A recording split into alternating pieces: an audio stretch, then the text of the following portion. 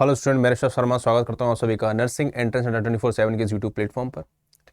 जैसा कि आप लोग देख पा रहे हो कि आज हमें किस चीज़ का डिस्कशन करना है बेटा, बहुत ही इंपॉर्टेंट चीज़ है कि जब भी हम लोग किसी भी एग्जाम की तैयारी करते हैं तो हमारे पास बहुत सारे फैक्टर्स कंसिडर करने पड़ते हैं। जैसे कि मान के चलिए कि सिलेबस क्या है, उसको प्रिपेयर कैसे करना है, कौन सी बुक्स फॉलो करनी है, कौन सी टेस्ट सीरीज फॉलो करनी है, कितने क्वेश्चंस लगाने हैं, पर डे कितना पढ़ना है ना, और किस टाइप के क्वेश्चंस हमें लगाने हैं। क्या कहीं ऐसा तो नहीं है कि हम जो क्वेश्चन सॉल्व कर रहे हैं क्या वो क्वेश्चन बहुत ज़्यादा एडवांस हो जिससे कि हमारा मोरल डाउन हो रहा है और हम लोग को पढ़ने में मन नहीं कर रहा है। ये चीज़ भी हो सकती है।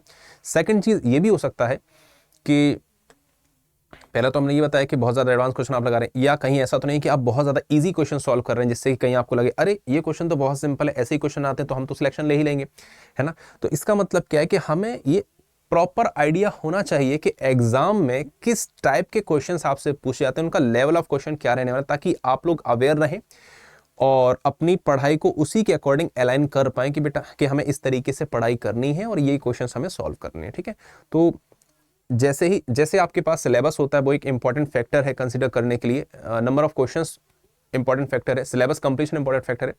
तो वही चीज यहां पर आती है कि लेवल ऑफ क्वेश्चन भी आपके पास एक one of the important factor हो जाता है सिलेक्शन के प्रति। ठीक है, तो आइए बच्चों, आज हम लोग देखते हैं कि क्वेश्चन का लेवल जो है वो किस टाइप से रहने वाला है और किस टाइप के क्वेश्चन आपसे पूछे जा सकते हैं। मोस्ट अप्रोप्रिएट कह लीजिए या मोस्ट रेलेवेंट क्वेश्चन आपके पास रह लीजिए, एक्सपेक्टेड क्वेश्चन यानी किस टाइप से फॉर्मेट क्वेश्चन का रहने वाला है, उस पर हम लोग बात करते हैं। ठीक है, तो चलिए बिना देरी के स्टार्ट करते हैं अपने सेशन को। तो लेवल ऑफ क्वेश्चन की बात करें तो यहां आप देख सकते हैं इस टाइप के क्वेश्चंस कुछ देखने को आपको मिलेंगे बेटा, है ना। कुछ इस टाइप के क्वेश्चन देखने को मिलेंगे। कार्नोट इंजन के बारे में दे रखा है, आपसे पूछा गया है, यानी कि आपको देखो हर एक बारीक चीजों का ज्ञान होना चाहिए, उसका ध्यान आपको रखना पड़ेगा कि कन्वर्जन यूनिट्स क्या होती हैं। थर्मोडायनेमिक्स आपने चैप्टर पढ़ा, उसमें बहुत सारे कन्वर्जन यूनिट्स होते हैं, जैसे कि जूल को किलोजूल में कैसे कन्वर्ट करेंगे, कैलोरी में कैसे कन्वर्ट करेंगे, इलेक्ट्रॉन वोल्ट में कैसे कन्वर्ट करेंगे। ये सारी चीजें हमें पता जब तक होंगी तभी हम लोग क्वेश्चन को क्विकली सॉल्व कर पाएंगे बिना किसी गलतियों के, है ना। नेक्स्ट आप देख सकते हैं कि आइसोथर्मल प्रोसेस क्या, इससे आपसे क्वेश्चन पूछा गया है। ठीक है, तो इसी तरीके से आप यहां पर देख पाएंगे कि बहुत सारे डिफरेंट टाइप्स ऑफ क्वेश्चंस आपसे पूछे गए हैं। तो लेवल की जब हम लोग बात करेंगे बेटा, है ना, इन सभी क्वेश्चंस को देखने के बाद हमें क्या पता चलेगा कि लेवल ऑफ क्वेश्चन आपके पास क्या रहने वाला है बेटा। ये देखिएगा, आपसे क्वेश्चन पूछा गया, किस चैप्टर से लिया बेटा, ये डी ब्रॉगली वेवलेंथ से लिया गया। अब आप यहां पर आइडिया लगा पा रहे होंगे कि हर एक छोटी छोटी चीज से क्वेश्चन आपका बन जाता है। तो आपको किसी भी चैप्टर की जब आप रिवीजन कर रहे हैं तो हर एक चैप्टर को आपको प्रॉपर तरीके से पढ़ना है। जहां भी आपके मन में यह ख्याल आया कि मैं इतना पढ़ लेता हूं इस चैप्टर में से, ये पोर्शन छोड़ देते हैं। और अक्सर आपने ये ऑब्जर्व किया ही होगा कि आपने बहुत सारे एग्जाम दिए, स्कूल की बात कर लीजिए, जो पोर्शन आप छोड़ देते हैं वही आपका टेस्ट में आएगा, यूनिट टेस्ट में आएगा, पीरियोडिक टेस्ट में आएगा, या फिर एग्जाम टाइम में आ जाता है ना। तो इसीलिए वही चीज यहां पर भी अप्लाई होती है कि जो भी आप चैप्टर को पढ़ के चले सिलेबस के अकॉर्डिंग, उस चैप्टर को पूरा कंप्लीट आपको करना है, ताकि आपके मन में ये बिल्कुल भी डाउट ना रह पाए एग्जाम टाइम में कि मैंने वो पोर्शन नहीं पढ़ा है, क्या होगा अगर वहीं से क्वेश्चन आ गया तो जब ये आपके मन में रहेगा ना तो डेफिनेटली बेटा क्वेश्चन आपका वहीं से ही आएगा, और उस एक क्वेश्चन की वजह से या एक दो क्वेश्चन की वजह से आप पूरा एग्जाम स्पॉइल कर दोगे। ठीक है, तो वो मैं नहीं चाहता हूं, वो आप लोग भी नहीं चाहते होंगे। तो पहला काम आपके पास क्या होना चाहिए, सिलेबस कंप्लीशन, कि पहले आप पूरा सिलेबस कंप्लीट कीजिए।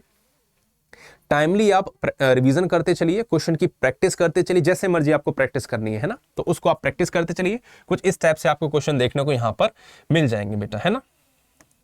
नेक्स्ट देखिएगा, इस टाइप से क्वेश्चन आपसे पूछा गया, यानी कि क्वेश्चन आपके यहां पर जो है हर एक चैप्टर से लिए गए जो आपके आए हुए क्वेश्चन, कुछ इस टाइप से क्वेश्चन आपसे पूछे जाते हैं।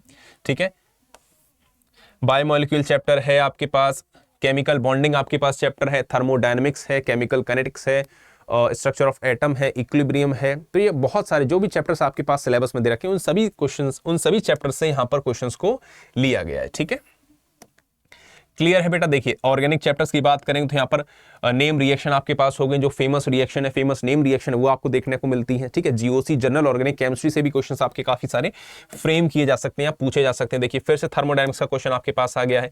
यहाँ पर देखेंगे आपका इलेक्ट्रोकेमिस्ट्री से भी मान सकते हैं आप इसको, या फिर रेडॉक्स रिएक्शन से भी कंसिडर कर सकते हैं। ठीक है ना, चलिए तो इस तरीके से आपके पास रहने वाला है।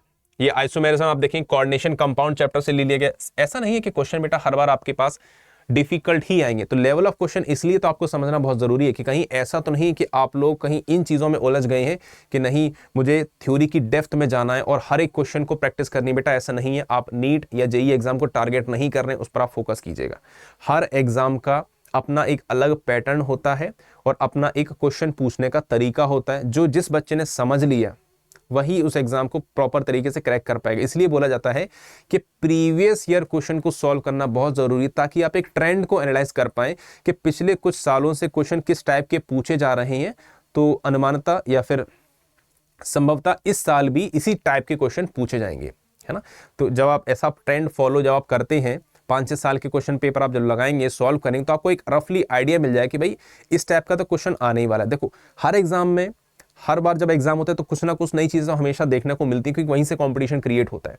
तो आपको कम से कम 50 से 60% काम अपना करके रखना है। जो बाकी का रिमेनिंग है उसके लिए आप नए नए जो सिलेबस उसको कंप्लीट करिए और नए टाइप के क्वेश्चन को प्रैक्टिस करते रहिए। नए में अब ये भी नहीं है कि नए में बहुत ज़्यादा एडवांस क्वेश्चन प्रैक्टिस कर रहे हैं या फिर बहुत ज़्यादा सिंपल क्वेश्चन प्रैक्टिस कर रहे हैं।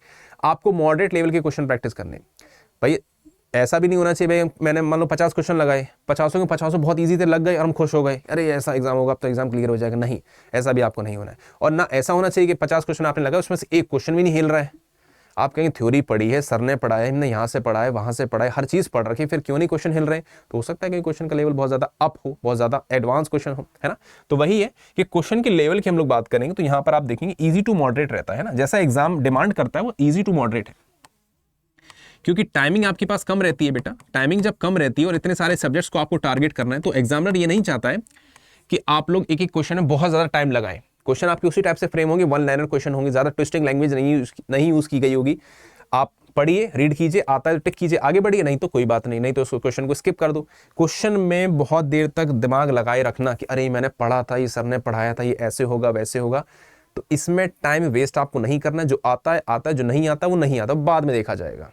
ठीक है, बात समझ में आ गई। तो लेवल ऑफ क्वेश्चन जो आपके पास कुल मिला के यहाँ पर देखा गया वो कितना है। कंक्लूजन की बात करेंगे तो इजी टू मॉडरेट आपके पास लेवल ऑफ क्वेश्चन रहने वाला है और इसी टाइप की हमारी प्रैक्टिस रहने वाली। थ्योरी आप किसी एग्जाम की बात करें, थ्योरी तो आपके पास 11-12 का सिलेबस हो तो वही रहता है, लेकिन क्वेश्चन पूछने का तरीका हर जगह पर कैसा होता है, अलग अलग होता है। तो मुझे लगता है बेटा कि ये बात आप लोगों को समझ में जरूर आई होगी।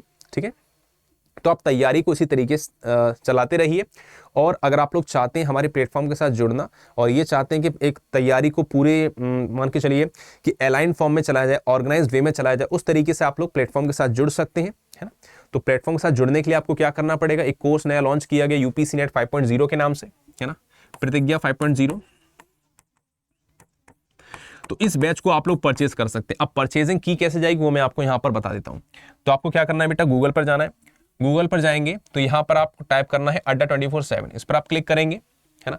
फर्स्ट लिंक आपके पास आएगी, इस पर आप क्लिक करेंगे। जैसे ही क्लिक करेंगे तो यहाँ पर कुछ इस तरीके से आपको इंटरफेस दिखाई देगा।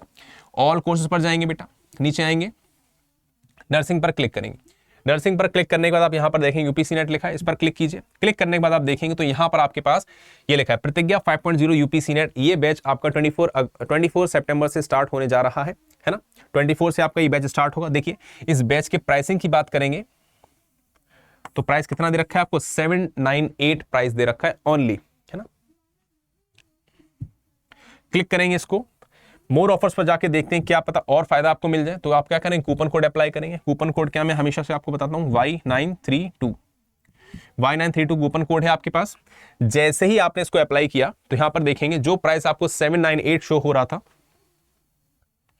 वो प्राइस आपके पास 729 हो जाएगा। कितना हो जाएगा, 729 हो जाएगा।